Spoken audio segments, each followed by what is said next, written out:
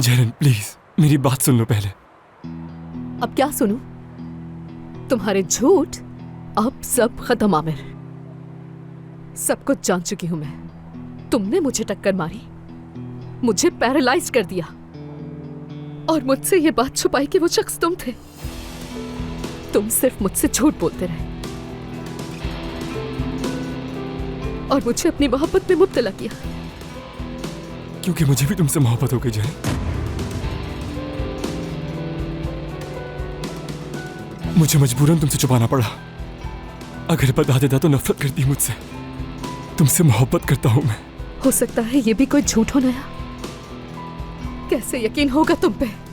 कसम खाता हूं कि मेरी मोहब्बत सच्ची है। साबित कर सकता हूं मैं और यकीन दिला के ही रहूंगा।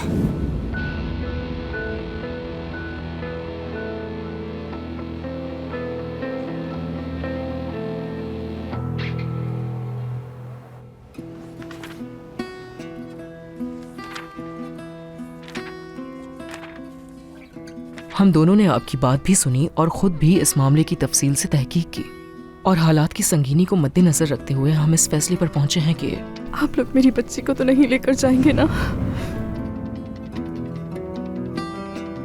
बोले ना। जी आप कहिए। देखें, हम चाहते हैं कि आयशा एक सेहतमंद और खुशगवार जिंदगी गुजारे। इसीलिए